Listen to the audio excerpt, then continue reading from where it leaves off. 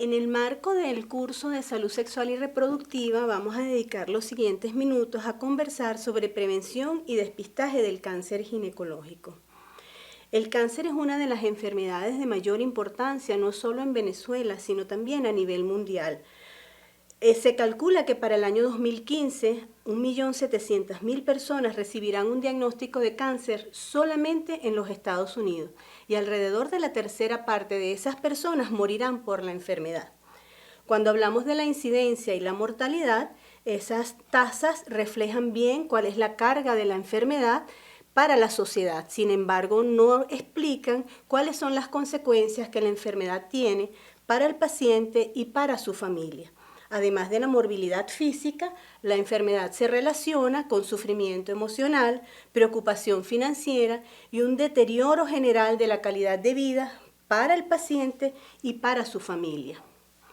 Es por eso que es importante hacer un abordaje de la salud con enfoque de derecho, considerando a la salud como un estado de completo bienestar físico, mental y social, según la ha definido la Organización Mundial de la Salud. El goce del grado máximo de salud que se pueda lograr es uno de los derechos fundamentales de todo ser humano y no implica nada más el hecho de estar sano, sino que también incluye el acceso a una atención sanitaria oportuna, aceptable, asequible y de calidad satisfactoria. Esto tiene que ver entonces con la obligación que tienen los estados de crear las condiciones que permitan que todas las personas puedan vivir lo más saludablemente posible. Los problemas de salud suelen afectar en una proporción más alta a los grupos vulnerables y marginados de la sociedad, reflejando muchas veces estados de inequidades que tenemos que abordar. Cuando hablamos de este enfoque de derechos, tenemos que considerar cuáles son los determinantes sociales de las enfermedades. Estos determinantes sociales que influyen tanto a nivel individual, familiar, regional, nacional e internacional y que tienen que ver fundamentalmente con la pobreza y con las diferencias en el acceso a los servicios sanitarios de calidad. Son definitivamente distintas a las causas biológicas que son individuales y que no son prevenibles, mientras que los determinantes sociales pueden ser enfrentados mediante la aplicación de programas sanitarios eficientes. Cuando hablamos de prevención, nos estamos refiriendo a la reducción de la mortalidad por cáncer mediante la reducción de la incidencia. Y el ginecólogo juega un papel fundamental en la prevención del cáncer ginecológico porque tiene la oportunidad de oro de recibir y evaluar a una paciente que consulta para control ginecológico y que sin embargo aún no ha presentado las manifestaciones clínicas propias de la enfermedad. ¿Cómo hacemos la prevención? Bueno, podemos evitar un carcinógeno o alterar su metabolismo, modificar los factores carcinogénicos o las predisposiciones genéticas. También podemos modificar hábitos dietéticos o conductuales que nos ponen en riesgo. Podemos hacer intervenciones clínicas tipo quimioprevención o vacunación y finalmente la detección temprana, que cuando se asocia al tratamiento de las lesiones diagnosticadas durante su implementación, se constituye en una estrategia de prevención secundaria. El despistaje es el medio utilizado para descubrir temprano una enfermedad en personas asintomáticas. Hay que tener en cuenta que el despistaje, cuando produce un resultado positivo, lo que está es identificando personas de alto riesgo. Sin embargo, requiere una evaluación adicional y la confirmación del diagnóstico mediante un estudio histológico.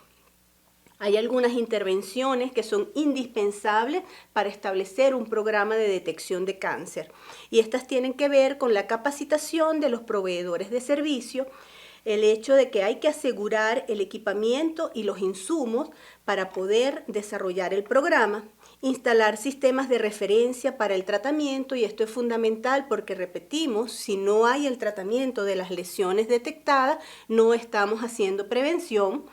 Y es muy importante desarrollar programas educativos para la población porque los programas de detección serán económicamente viables y económicamente eficaces en la medida en que logremos una buena cobertura. Las pruebas que se utilizan para el despistaje en líneas generales y son aplicables todas en ginecología: la observación visual directa o asistida, válida para, por ejemplo, lesiones de vagina, vulva, cuello uterino; la palpación de nódulos, por ejemplo, en mama; las endoscopias en el diagnóstico de patologías endometriales; la imaginología, útil y por excelencia aquí el uso de la mamografía para el despistaje de lesiones mamarias; y análisis de laboratorio, entre los que se incluyen la citología, la determinación del ADN de BPH y también la determinación de algunas sustancias que funcionan como marcadores tumorales. Bueno, en ginecología las dos lesiones que son más importantes, las dos lesiones neoplásicas por su incidencia y mortalidad, son el cáncer de cuello uterino y el cáncer de mama, y a ellas nos vamos a dedicar ahora. El cáncer de cuello uterino produjo para el año 2012 1.321 mortalidad y ocupa el tercer lugar por muerte, como causa de muerte en la mujer en nuestro país. Cuando vemos los mapas de incidencia y mortalidad a nivel mundial, nos damos cuenta que la distribución es desigual. Hay una mayor incidencia y mayor mortalidad en las áreas donde están las regiones poco desarrolladas, mientras que en las regiones de mayor desarrollo las tasas de incidencia y también las tasas de mortalidad son más bajas. Esto tiene que ver con que en estas áreas desarrolladas ha habido una mayor implementación de los programas de pesquisa y se han obtenido resultados a consecuencia de los mismos. Vemos acá en esta gráfica extraída de Globocam para el año 2012 que el cáncer de cuello uterino ocupó el 7º lugar como causa de incidencia cuando se consideran ambos sexos, y cuando se considera el sexo femenino, entonces ocupa el 4º lugar a nivel mundial. Es importante observar las diferencias regionales y vemos cómo la incidencia y mortalidad son más bajas en las regiones más desarrolladas. Sin embargo, llama la atención poderosamente que en Latinoamérica y el Caribe tenemos una tasa de 22,5 por 100.000 mujeres, lo cual es sustancialmente más alto que el promedio de la tasa en las regiones menos desarrolladas. Es importante aquí hacer un alto y conversar acerca de lo que significa la inequidad. Son las desigualdades percibidas como injustas, y precisamente estas diferencias en las distintas regiones son producto de diferencias sociales, de diferencias que tienen que ver con pobreza, con los diferentes accesos a los servicios de salud, y eso es lo que hace que en las regiones menos desarrolladas existan tasas de tanto de incidencia como mortalidad que son más elevadas. La búsqueda de la equidad en salud significa intentar reducir las desventajas sociales o sus efectos sobre la salud en los grupos más desprotegidos. O sea que esos grupos deben ser el objeto justamente de la atención selectiva en salud. El despistaje del cáncer de cuello uterino se fundamenta en 3 aspectos fundamentales. La infección por virus de papiloma humano es el primer punto que está involucrada en la carcinogénesis. Sabemos definitivamente que si no hay infección por virus de papiloma humano, no hay cáncer de cuello uterino. Es además una enfermedad que siendo infecciosa, siendo de origen infecciosa, es prevenible, pero además de prevenible tiene una larga historia natural. Entre el momento en que se adquiere la infección por el virus y el momento en que se diagnostica el cáncer pueden haber transcurrido entre 10 y 15 años. Y en ese periodo tan largo tenemos una oportunidad de oro para diagnosticar y tratar las lesiones preinvasivas con un 100% de eficacia. En tercer lugar, existe un claro reconocimiento de los factores de riesgo.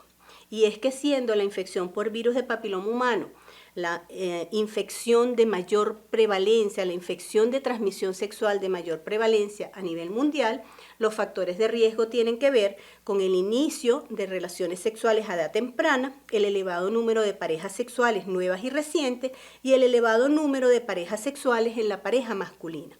Sin embargo, las mujeres adquieren la infección y no todas la desarrollan, no todas desarrollan la enfermedad. Esto tiene que ver con la presencia de cofactores que ayudan a la persistencia y la progresión de la enfermedad. Cofactores ambientales como el tabaco, la coexistencia de infecciones, de otras infecciones de transmisión sexual, el uso prolongado de anticonceptivos orales, cofactores virales que tienen que ver fundamentalmente con el tipo de virus involucrado, con la carga viral y la integración del virus al núcleo de la célula huésped, y cofactores del huésped relacionados con la respuesta inmunológica ante la infección. Pues bien, conociendo todos estos aspectos, podemos entonces sentar las bases para la prevención. Iniciamos con la prevención primaria, evitar la infección por el virus de papiloma humano, y para ello la educación es fundamental para reducir los comportamientos de riesgo que veníamos describiendo. El uso de los anticonceptivos de barrera, entre ellos se ha aprobado fundamentalmente el condón masculino, pero debe ser el uso consistente, quiere decir en todas las actividad sexual y durante todo el tiempo que dure el coito. Eso se logra con ello una protección para la adquisición de la infección de cerca de un 60%. Siendo una enfermedad infecciosa, pues la vacunación es fundamental, y he aquí uno de los elementos importantes cuando hablábamos de aquellas inequidades, porque la vacunación, habiendo demostrado una eficacia y seguridad suficientes en ciertas regiones del mundo, sin embargo existen todavía países en los cuales la vacunación no ha sido aprobada. El control del tabaquismo es otro elemento fundamental para la prevención de la infección por virus de papiloma humano. Las otras estrategias de prevención son prevención secundaria, tienen que ver con la detección, y repito, insisto en esto porque resulta muy importante el tratamiento de las lesiones preinvasoras diagnosticadas durante ese proceso de detección precoz. Se utiliza la citología, la detección de ADN de virus de papiloma humano y la inspección visual con ácido acético. La citología, habiendo sido responsable de la reducción de las tasas de incidencia en los países desarrollados, sin embargo muestra algunas limitaciones, mediadas fundamentalmente por su baja sensibilidad y el porcentaje elevado de falsos negativos en el estadio temprano. Ello ha hecho necesario la búsqueda de nuevos elementos que se introducen en los programas de pesquisa, y actualmente lo que se utiliza es realmente la determinación del ADN de virus de papiloma humano, que tiene una elevada sensibilidad y que ha mostrado ser muy útil en el despistaje primario y también en la evaluación de pacientes con atipias de células escamosas de significado incierto, y en el despistaje conjunto, que debe hacerse según las siguientes recomendaciones para el despistaje. Comienza a los 21 años y entre los 21 y los 29 años se recomienda el uso de la citología cada 3 años. Entre los 30 y los 65 años utilizamos o bien la citología cada 3 años o adicionamos a la citología la tipificación viral, lo que nos permite espaciar a cada 5 años las citas para el despistaje. El despistaje finaliza a los 65 años o después de una histerectomía, pero requiere necesariamente que no haya historia de lesiones preinvasoras previas al momento de la finalización. Y después de la vacunación, indispensable continuar con el despistaje según la edad.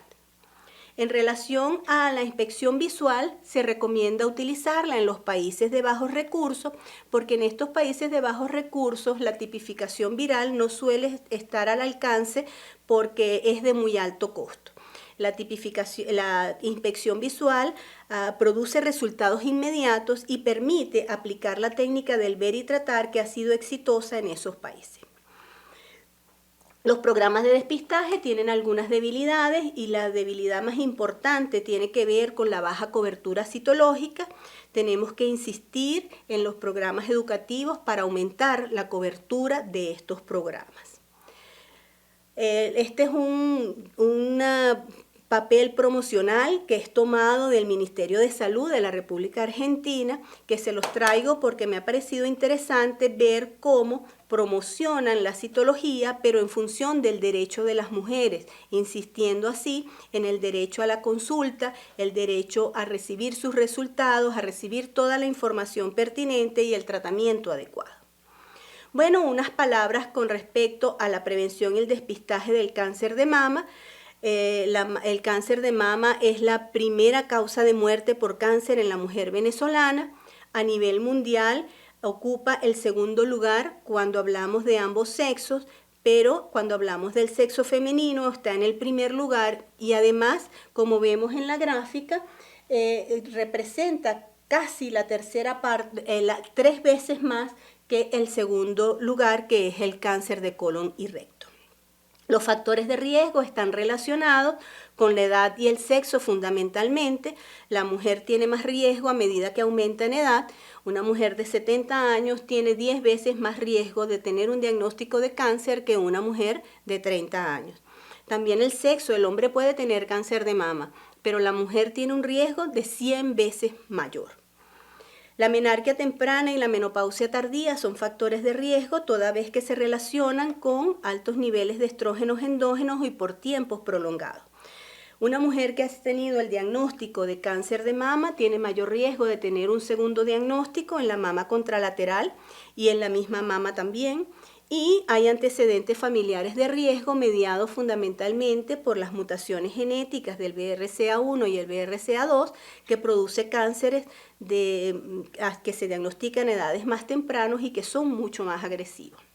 La relación entre la terapia hormonal combinada y el cáncer de mama es directa y constante, no así cuando la terapia hormonal es solo con estrógenos.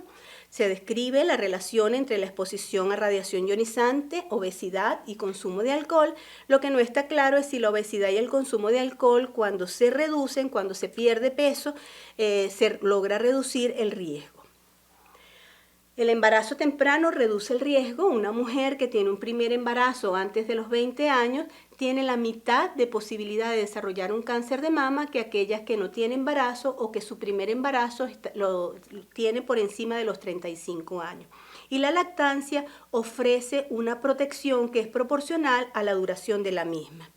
Las intervenciones asociadas a la reducción del riesgo tienen que ver con el uso de los moduladores selectivos de receptores de estrógeno, tamoxifeno y raloxifeno y de los inhibidores de la aromatasa que se han utilizado con éxito en pacientes diagnosticadas y tratadas con cáncer de mama para prevenir lesiones de recidiva o incluso segundos tumores.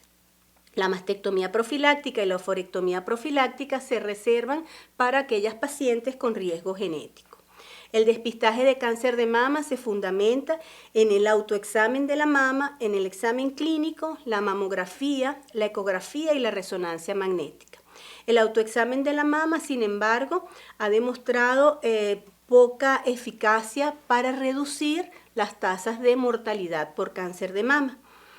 En relación a la ecografía, es un excelente método diagnóstico, sin embargo, no como método de pesquisa, y la resonancia magnética ha sido propuesta para el despistaje en pacientes con riesgo genético porque tiene una mayor sensibilidad que la mamografía, sin embargo, el alto costo limita su utilización. La mamografía es el método de despistaje por excelencia para el cáncer de mama, produce una reducción en las tasas de mortalidad que va del 72 al 95% y es más alto cuanto más avanzada es la tecnología utilizada, de tal manera que cuando se utiliza la mamografía digital o la tomosíntesis, pues obtenemos imágenes que permiten hacer diagnósticos realmente muy tempranos. Se han hecho esfuerzos por desarrollar acciones de promoción y de prevención en cáncer, pero han sido parciales o insuficientes, entre otros factores por diferentes condicionantes sociales. Esos condicionantes sociales que generan esas inequidades de las que estábamos hablando. Como reflexión final, les pido que nos hagamos estas preguntas.